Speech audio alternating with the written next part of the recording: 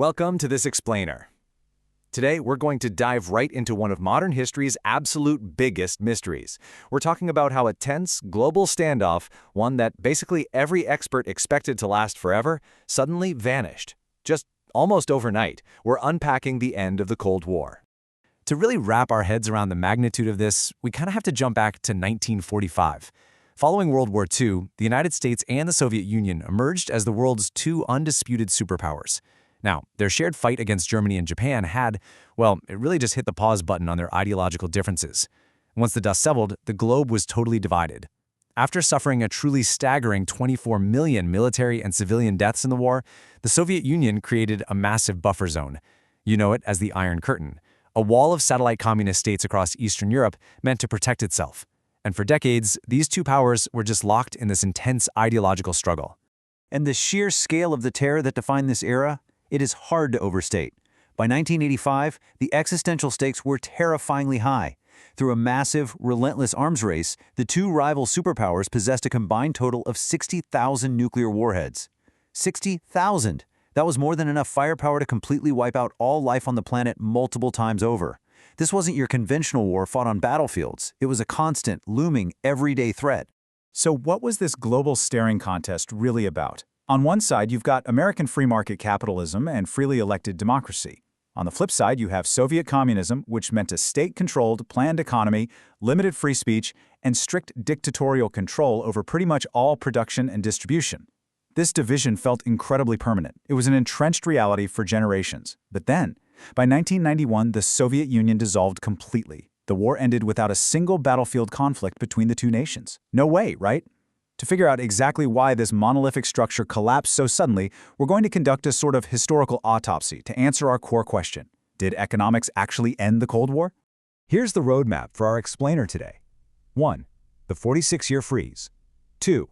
Factor 1. Economic stagnation. 3. Factor 2. American pressure. 4. Factor 3. Soviet reforms. And finally, 5. So, what ended it? Part 1. The 46-year freeze. Part 2. Factor 1. Economic stagnation. For nearly half a century, foreign policy experts basically saw the Cold War as a permanent fixture of international politics. People had largely just resigned themselves to the stalemate. But beneath that frozen surface, cracks were definitely forming. Let's examine our first major suspect here, the glaring internal economic rot of the Soviet system, famously described as an empty wallet. When we look at the macro-level reality, specifically the gross domestic product per capita between 1950 and 1990, the wealth gap is impossible to ignore. Capitalist economies in the US and a completely rebuilt Japan absolutely skyrocketed over those 40 years. But the USSR, their economy completely stagnated. It simply failed to grow alongside the rest of the developed world. And if we zoom in on the micro level, to the everyday people, the disparity in basic consumer goods was staggering. Let's put this into perspective. By the mid-1980s, for every 1,000 people in the United States, there were 552 passenger cars. In the USSR, just 36.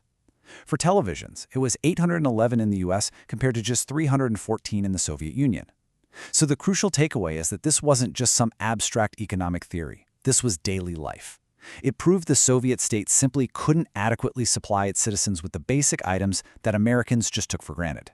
Václav Havel, who became the newly elected president of Czechoslovakia in 1990, gave a really poignant human voice to this exact data. Addressing his nation, he lamented how the so-called workers' state, which was theoretically a government run by and for the working class, was actually humiliating and exploiting its own people. He pointed out that entire branches of their industry were churning out goods nobody even wanted, while people were completely lacking the things they actually needed.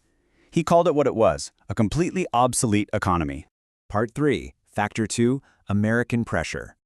Okay, so while the Soviet economy was decaying from the inside, external forces were seriously ramping up.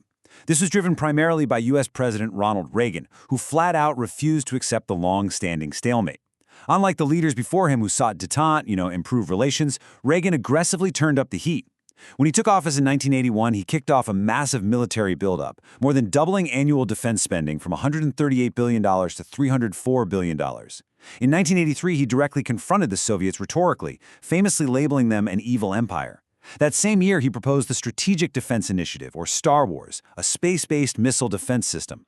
Now, even though it was never actually built, just the proposal deeply rattled Soviet leadership. They knew their stagnant economy couldn't possibly fund a competing program. And all of this culminated in his famous 1987 demand right at the Berlin Wall. Mr. Gorbachev, tear down this wall. British Prime Minister Margaret Thatcher succinctly described this relentless tactic during her eulogy for President Reagan. She noted that he won the Cold War because he constantly pressed down on Soviet weaknesses at every single point. The whole strategy was to apply so much external weight that the system, which was already incredibly fragile from its own internal failures, would simply buckle. Part 4. Factor 3. Soviet reforms. We've seen the economic rot. We've seen the outside pressure. But we also have to look at the inside job. How did a dramatic shift in Soviet leadership accidentally uncork a massive public revolution? Well, Mikhail Gorbachev took power as the political leader of the Soviet Union in March 1985. Realizing just how dire the state of his nation was, he initiated a rapid series of reforms and concessions. He actually signed agreements to remove mid-range nuclear missiles. And then, in a totally shocking departure from past Soviet leaders, he decided not to interfere when Eastern Bloc nations, like Hungary and Poland, started dismantling their borders and forming non-communist governments in 1989. But the real key catalyst here, the absolute turning point, was a domestic policy he introduced in 1986 called glasnost, or openness. This policy officially encouraged freedom of speech. Think about that. After decades of severe, strict limitations on the press and public discourse, Gorbachev suddenly gave Soviet citizens the green light to openly voice their pent-up economic frustrations. And you can probably guess what happened next. According to a 1989 Central Intelligence Agency report, this new openness, combined with the obvious daily deterioration of living conditions, directly emboldened the citizens. The CIA noted that the Soviet system was less stable than it had been since the 1930s. People actually started organizing political opposition. This caused public demonstrations to spike drastically from 1987 straight through the end of 1988, marking a massive, unprecedented wave of public unrest. And this energy wasn't just contained to the USSR. By late 1989, this overwhelming public momentum spilled over into East Germany. It's actually kind of wild. When a press secretary misspoke during a press conference about travel restrictions, Germans literally swarmed the Berlin Wall. The guards, completely overwhelmed, just yielded. The citizens physically tore down the barrier separating East and West. And the very next day, Gorbachev just conceded to the East Germans, telling them, "You made the right decision." Part 5. So what ended it? All right, we have laid out the evidence and reviewed all our major suspects.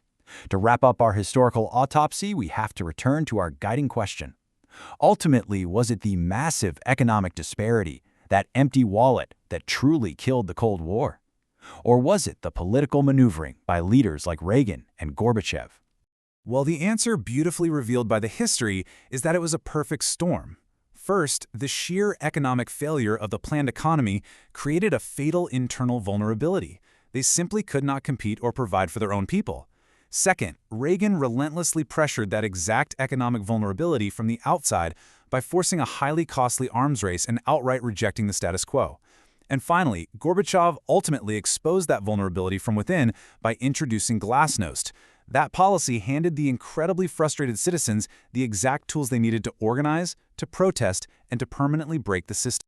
The Cold War didn't end in a rain of those 60,000 nuclear warheads. A global superpower collapsed from an empty wallet and a voice that was finally given to the people. And it leaves us with a truly fascinating final thought to consider, and the big takeaway from this explainer. How long can any regime project absolute power and fear abroad when it can't even provide the basic necessities for its own people at home? Thanks for joining me on this deep dive. Keep questioning the history you think you know.